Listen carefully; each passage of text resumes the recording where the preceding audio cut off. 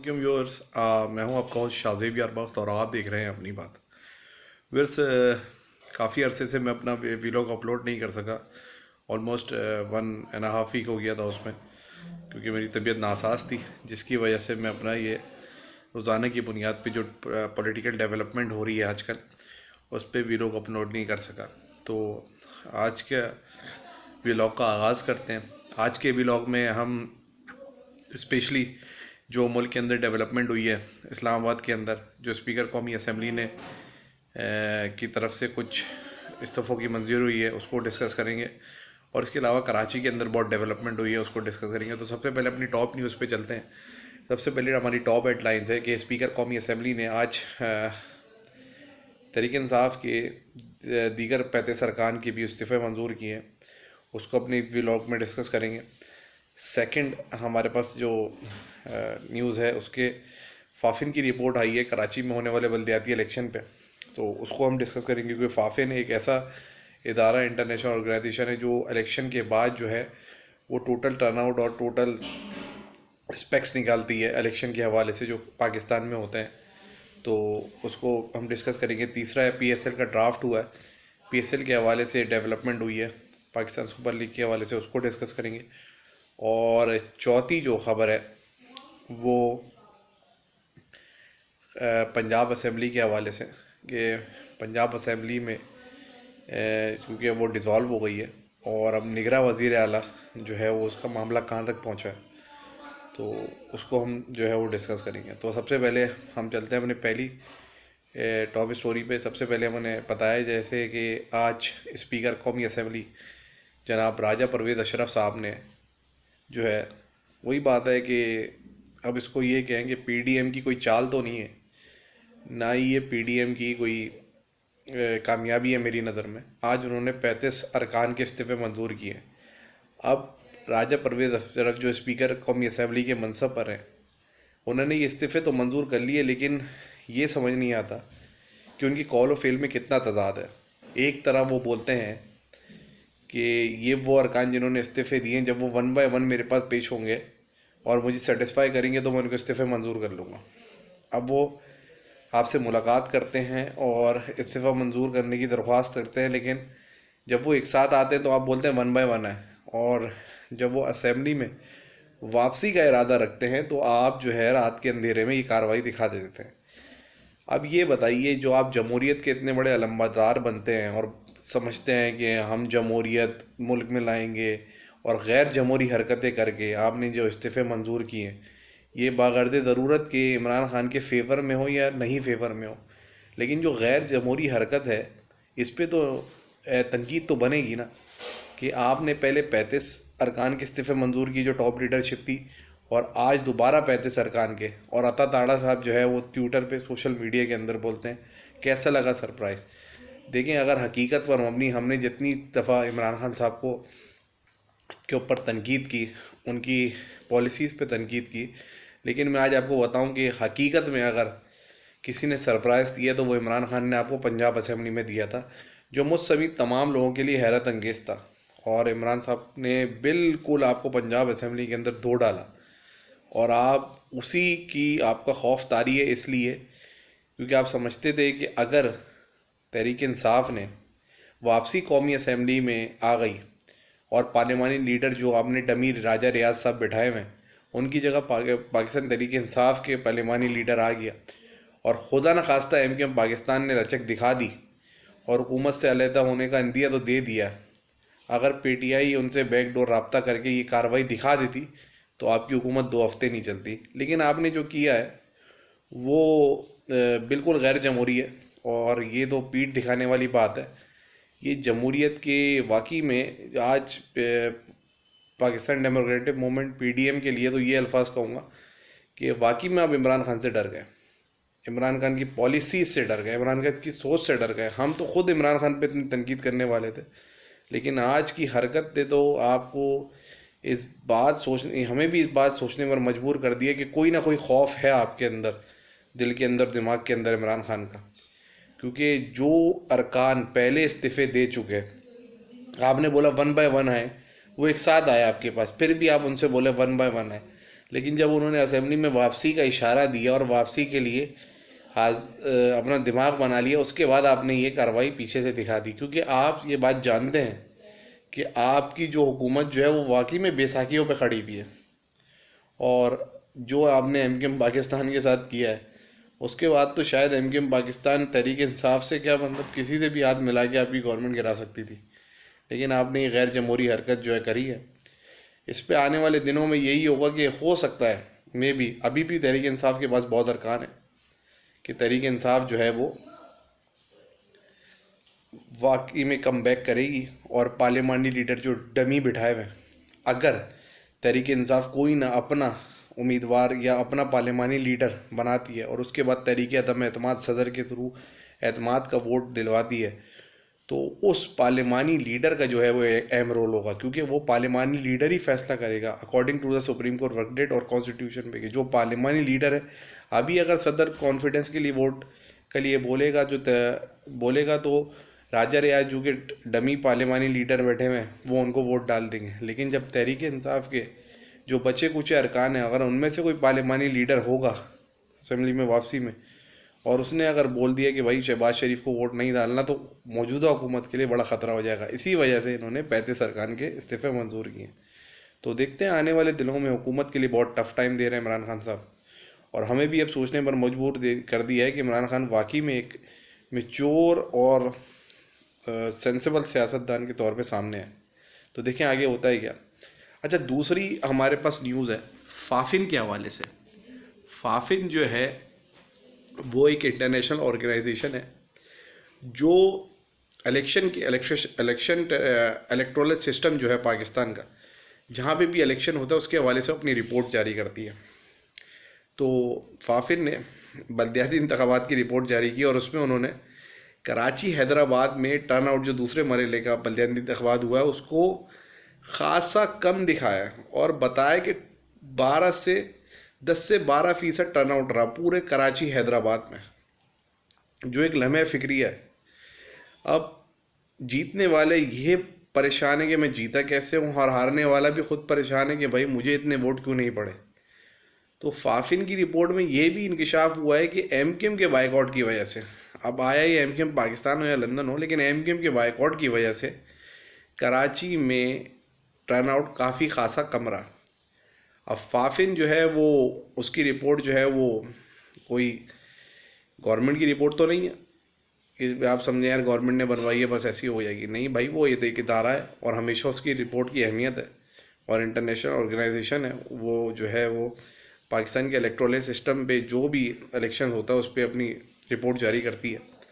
लेकिन उन्होंने एक सवालिया निशान तो छोड़ दिया है, और पाकिस्तान का ये वाहिद बल्दियाती इलेक्शन है फाफिन के अकॉर्डिंग टू फाफिन के रिपोर्ट के कि भाई 5 दिन हो गए और आज तक जो है वो सरकारी नताइज नहीं आए। 2015 में तो 3 दिन के अंदर सरकारी नताइज आ गए थे, लेकिन ऐसे कौन सा कितने वोट पड़ गए कि 2023 का अभी तक बल्दियाती इंतखाबात का नताइज का ऐलान ही किया गया। और कभी ये ब्री का, और अब तो सोने पे सुहागा।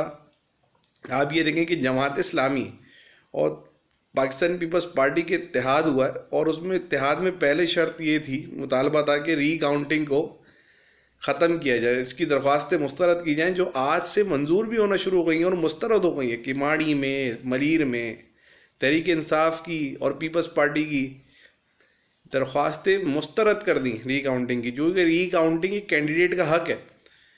और इसमें भी दो राय नहीं कि कराची की आवाम ने एमकेएम के आवाज़ पर लब्बैक का, और ख़ासा टर्नआउट कम रहा, बहुत कम टर्नआउट कम रहा, और पोलिंग स्टेशन हू का आलम देखते रहे। जहाँ जहाँ पर 57,000 की आबादी है वहाँ जीतने वाला 5,000 वोट ले रहा है और हारने वाला 1,800 ले रहा है। टोटल वोट काउंट 7,000 का ही 6,000 हो रहे हैं, और जहाँ आबादी 15-17,000 है वहाँ तो 800 पर विन कर रहा है।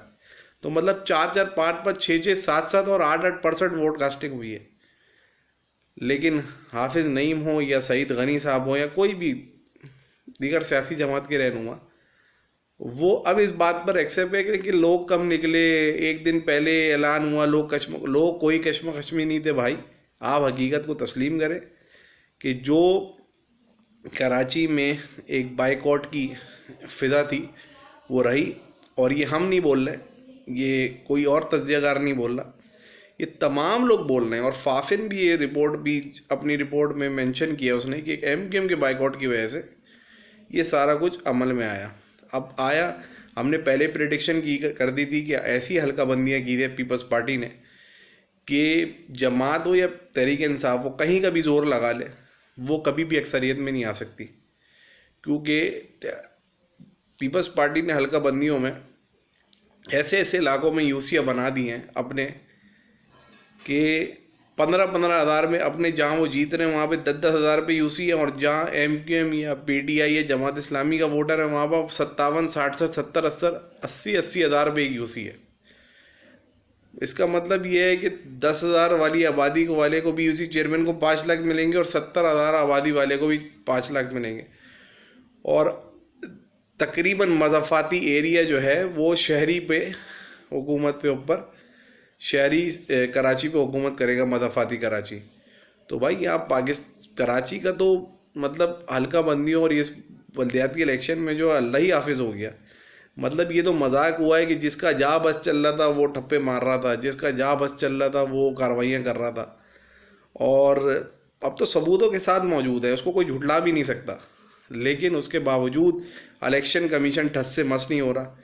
और इलेक्शन कमीशन से भी ये सवाल बनता है कि भाई जब आर्टिकल 10A का जो आपने ये जिसके बिना पर 10A के ऊपर ये बल्दियाती इंतखाबात हुआ, 10A के ऊपर ये बल्दियाती इंतखाबात हुआ, उस 10A को जब काबीना ने ही 2 दिन पहले, क्या 1 घंटे भी पहले वापस ले ले, तो इलेक्शन कमीशन कौन होता है पार्टी बनने वाला? ये तो इलेक्शन वैसे ही कलअदम हो गए कि जब जिस बेस पे हल्काबंदी हुई, जिस कानून के तहत हल्काबंदी हुई, जिस कानून के तहत मरदमशुमारी हुई, जिस कानून के तहत यूसीज का तयन हुआ, वो कानून ही काबीना ने वापस ले लिया। तो किस बात का इलेक्शन, कौन सा इलेक्शन? ये तो सिकंदर राजा साहब की सोच पे, जो चीफ इलेक्शन कमिश्नर है, अगर ऐसे ही इलेक्शन कराते तो कराची की आवाम को बोलते भाई अब घर पे बैठे, खुद ही वोट डल जाएगा। और शुक्र है कि एमक्यूएम ने बाइकआउट किया। हम तो ये समझते हैं, हम तो शुक्रगुजार हैं एमक्यूएम पाकिस्तान के और दीगर एमक्यूएम के भाई कि आपने बाइकआउट किया। हमें पता तो चला कि कराची में और कौन है ठप्पा माफिया। सारी ज़िंदगी आप पर इल्ज़ाम लगता रहा, अब सबको पता चल गया ठप्पा माफिया कौन है। चाहे वो जमात हो, चाहे वो पीपल्स पार्टी हो, चाहे वो तहरीक इंसाफ हो, जिसका जहाँ बस चला उसने जो है ना 1,000 को 10,000 किया, 2,000 को 2,500 किया, 3,000 को 3,500 किया और 5,000 को 5,500 किया। जिसका जहाँ बस चल रहा था उन्होंने वो काम पूरा किया। लेकिन कराची की आवाम ने इस बल्दियाती इंतखाबात को यकसर मुस्तरद कर दिया। और चाहे वो कोई भी तज्जियाकार हो, पाकिस्तान से बाहर बैठा हो या पाकिस्तान के अंदर बैठा हो या किसी भी सूबे से ताल्लुक़ रखता हो, इवन के सलीम सहाफ़ी साहब के बड़े शुक्रगुजार हूँ मैं खुद भी कि सलीम सहाफ़ी साहब ने बोला ये 2018 का जो है वो रीप्ले है और इसका इलेक्शन को कलअदम करार दिया जाए, क्योंकि जिसका जहाँ बस चल रहा था वो ठप्पा माफिया काम दिखा रहा था। और अब देखते हैं कि आगे ये बल्दियाती इंतखाबात में क्या पॉलिसी बनती है। हमें तो हमारी सोर्स यही कहती है कि जमात इस्लामी और वो पाकिस्तान पीपल्स पार्टी का इत्तेहाद होगा। अगर इत्तेहाद नहीं भी हो तो पाकिस्तान पीपल्स पार्टी जो है उनसे पीटीआई के 10 अरकान 10 यूसी चेयरमैन ने रब्ता किया। इसी तरह जोड़ तोड़ में कहीं ना कहीं वो मेयर भी ले आएंगे और हो सकता है कि मेयर जो है वो जमात का हो, डिप्टी मेयर इनका हो, या पीपल्स पार्टी का मेयर हो या डिप्टी मेयर जमात का हो। तो ये देखते हैं किस करवट बैठता है आगे। अच्छा, तीसरा हमारे वीलॉग में पीएसएल के हवाले से, पीएसएल में के हवाले से आज नजम सेठी साहब जो चेयरमैन है पीसीबी के, उन्होंने प्रेस कॉन्फ्रेंस की और उन्होंने पीएसएल की ड्राफ्टिंग के बारे में बताया। और पीएसएल का वेन्यू चेंज हुआ है। पहला पीएसएल का वेन्यू जो है वो लाहौर के अंदर होगा, लाहौर में ओपन सेरेमनी होगी, लाहौर कलंदर डिफेंडिंग चैम्पियन और मुल्तान सुल्तान के माबेन ये मैच खेला जाएगा। और उन्होंने एक और तलब बात ये की कि जो कोयटा में ये चल रहा था कि पीएसएल मैच कराने का, लेकिन उन्होंने इस बात को डिनाई किया और बोला हम इसके हवाले से सिक्योरिटी पॉइंट ऑफ व्यू से हम वो मैच नहीं कराएंगे और मैचेस कराची, लाहौर और मुल्तान के अंदर ही होंगे और हो सकता है मे भी 1-2 मैच पेशावर में भी हों। ये आज नजम सेठी साहब ने प्रेस कॉन्फ्रेंस की और नजम सेठी साहब ने पीएसएल 8 की जो सेरेमनी जो हम सुन रहे थे मुल्तान या कराची में होगी, उस बात को पे ये फ़ैसला हुआ है कि ये सेरेमनी लाहौर में होगी और ओपन सेरेमनी में के दरमियान जो है वो मैचेस जो है वो लाहौर कलंदर डिफेंडिंग चैम्पियन और मुल्तान सुल्तान के हवाले से खेला जाएगा। और सिक्योरिटी पॉइंट ऑफ व्यू से उन्होंने full proof security point of view उन्होंने बताया, और बाहर के फॉरेन प्लेयर्स की तादाद भी उन्होंने इस PSL में दुगनी बताई है। इंशाल्लाह ताला देखते हैं कि ये PSL कितना कामयाब होता है, और खुदारा इस PSL की कामयाबी का आंसर जो है PSL के जो एंथम है उसके हवाले से नजम सेठी साहब अली ज़फ़र साहब को दे दें, ताकि वो एक अच्छा सा एंथम बनाए ताकि लोग इन्जॉय कर सकें। क्योंकि पिछली बार जो एंथम था वो बहुत कंट्रोवर्शियल भी हो गया था और क्रिटिसाइज़ भी उस पर बहुत किया जा रहा था। तो काइंडली हमारी थी दरख्वास्त है कि PSL का जो भी PSL का एंथम हो वो खुसूसन अली ज़फ़र साहब से ये गवाया जाए, क्योंकि वो अच्छा गाते हैं। उन्होंने बहुत से PSL के एंथम गाए हैं, ऑफिशियल एंथम। तो काइंडली हमारी दरख्वास्त है, देखें शायद हमारी दरख्वास्त कबूल कर लेना नजम सेठी साहब। चौथी हमारी ख़बर जो है वो निगरा सेटअप के हवाले से। हस्ब रिवायत हमने अपनी प्रिडिक्शन पे कहा था कि इमरान खान साहब ने एक गलती कर दी, पंजाब असेंबली जल्दी तोड़ दी। पंजाब असेंबली तोड़ने के बाद गवर्नर के पास साइन करने के लिए गवर्नर ने गई, असेंबली उसको टूट गई। उसके बाद अपोजिशन और हुकूमत के माबैन मामला चलते रहे, निगरा वज़ीर आला के नाम दिए, फिर वो आगे बात पार्लिमानी कमेटी में गई, और आज पार्लिमानी कमेटी का भी टाइम ख़त्म हो गया। और मलिक अहमद ख़ान साहब या राजा बसारत साहब जो हुकूमत के थे, या मलिक अहमद ख़ान जो अपोजिशन के थे, और एक दो मेंबर और थे, वो किसी मुतफ़िका नाम पर जो है वो, चाहे वो आज चीमा साहब का नाम हो या नकवी साहब का नाम हो, या हुकूमत की तरफ से जो है वो चीमा साहब का नाम हो, उस पर कोई तय नहीं पाया। और ये नाम अब जो है वो, क्योंकि according to the rules, according to the conditions of dissolve of assemblies, आपको जो है वो